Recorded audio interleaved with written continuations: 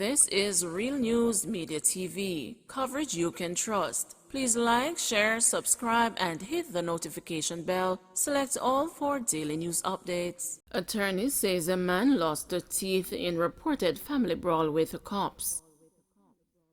A 22-year-old farmer who reportedly injured a police officer's hand during a fight in downtown Montego Bay, St. James, was offered bail on Friday. Brian Clark, who is a for Sutherland address, is charged with assault occasioning grievous bodily harm.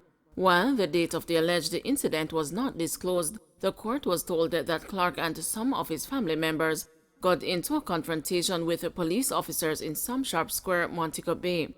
During an ensuing fight, one police officer's hand was broken. Clark and another relative, John T. Johnson, were taken into custody and charged with unlawful wounding. However, the charge was later reduced to assault occasioning grievous bodily harm. During Friday's court proceedings, Clark's attorney Henry McCurdy told the presiding parish judge Sasha Ashley that his client had received no medical attention for his injuries, even though the injured officer was attended to. "We do not suspect it, we know it, that he was kicked and beaten and several of his teeth are missing. What is strange is that the men were held in custody while the officer received medical attention, and they said they are not talking to the police until they get medical attention," said McCurdy. "The issue is that Clark reportedly gave an incorrect surname, and so he was not eligible for station bail, but I will offer him bail as the attorney has made an application based on humanitarian grounds," Judge Ashley replied. Clark was subsequently offered bail in the sum of $200,000 with 2 sureties and instructed to report to the police 3 times weekly. His next court appearance will be on July 27. 31-year-old Kingston man nabbed with homemade gun. A 31-year-old man from Kingston is facing gun-related charges after his reported suspicious behavior led to the alleged discovery of a homemade weapon on Thursday. Augustus English, otherwise called Agoro, of Ashoka Road, Kingston 11, has been charged with illegal possession of firearm and ammunition. Reports are that about 5:30 p.m. on Thursday, a police team was patrolling on Spanish Town Road in Kingston when English was seen acting in a manner that aroused their suspicion, a police statement says. He was accosted, searched, and the homemade firearm with 1 9mm round of ammunition taken from him. English's premises was also searched and 1 additional 9mm round was found. He was detained and later charged. A court date is being finalized. 4 more illegal firearms seized in Westmoreland. The number of illegal firearms seized in Westmoreland since the start of the week has increased to 4.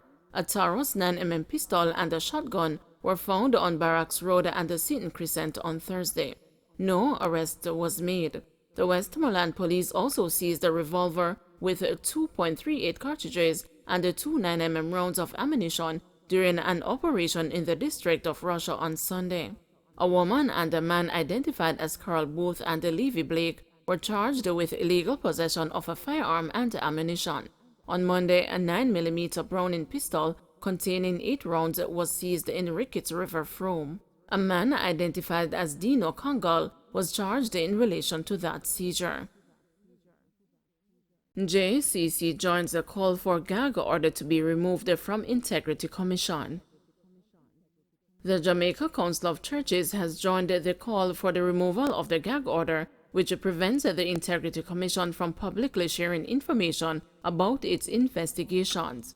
The Integrity Commission, which wants Section 53 of the Integrity Commission Act amended, is prevented from making any announcement that it has commenced an investigation or give updates. In a media release on Friday, the JCC said the level of distrust in Jamaica is at crisis proportions, which makes the country increasingly difficult to govern.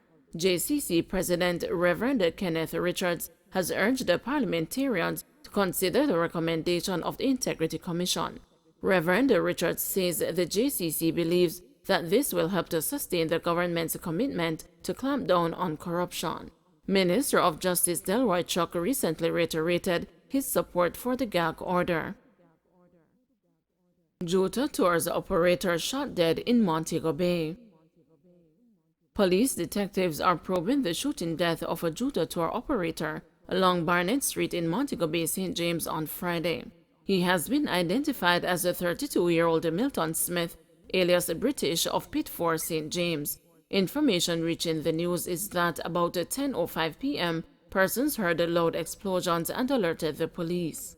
On their arrival, police found Smith lying face down in a pool of blood with what appeared to be gunshot wounds to his body. Smith was transported to the hospital, where he was pronounced dead. More than 60,000 patrons expected to attend the Dembe show.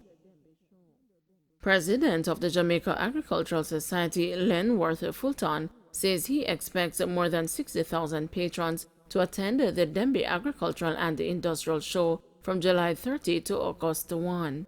We are expecting a strong delegation from the Bahamas, the Cayman Islands, Barbados, and the visitors from Africa, Fulton told the news. The 68th staging of the show is a collaboration of the Ministry of Agriculture and Fisheries and the JAS, and will be held under the theme Grow What We Eat What We Grow Smart, Eat Smart. The event, which is considered the premier agro-industrial show in Jamaica and the English-speaking Caribbean, took a 2-year break due to the COVID-19 pandemic. Fulton said the ministry has invested over $20 million in cash to this year's staging, and this represents the largest amount from the government since the show started in 1953. It will cost approximately $80 million to host the Dembe Agriculture and Industrial Show. The first day, Saturday, July 30, will be designated Youth in Agriculture Day and will feature young people and farmers from across the island. The Youth Village will be hosted under the theme Grow Smart, Eat Smart in support of the ministry's Grow Smart, Eat Smart initiative, which will be launched during the show. This village will showcase aspects of precision agriculture, grow smart agri-techniques, aquaponics and hydroponics displays, agro-processing, and food diversification. The major highlight will be the youth farmers who entered the Grow Smart competition and will be displaying their entries. Minister of Agriculture and Fisheries Pernell Charles Jr. is scheduled to attend on Saturday. The National Farm Queen coronation will close off the day's activities. The Governor-General Sir Patrick Allen will be in attendance on Sunday, July 31, while Prime Minister Andrew Holness will attend the show on Monday, August 1. Other features of this year's show include a Children and Family Village, Health and Wellness Village, Small Business Village, horticultural displays, agricultural displays, and a farmer's market. In addition, there will be a Youth in Agriculture competition, Parish Pavilion competition, and the Small Ruminants Goat and Sheep competition. There will be nightly concerts, the High Pro Dembe Gospel Extravaganza on Sunday, and the Dembe Reggae Fest on Monday.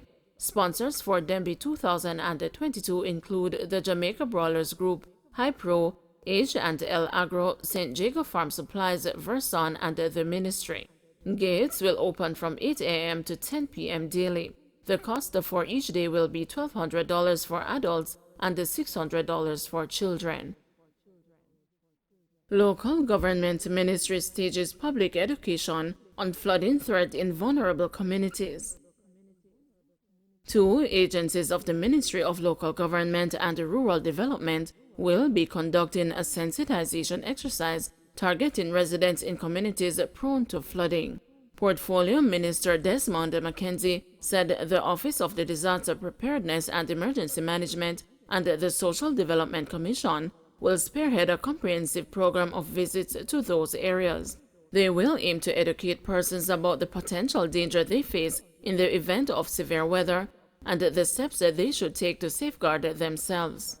McKenzie was speaking during the third in a series of semi-virtual town hall meetings which the ministry hosted at the St. Mary Anglican Church Hall in Port Maria on Thursday, July 21. He said the sensitization exercise and other similar engagements are imperative, particularly against the background of more than 70% of Jamaica's population and the substantive infrastructure being located along the island's coasts.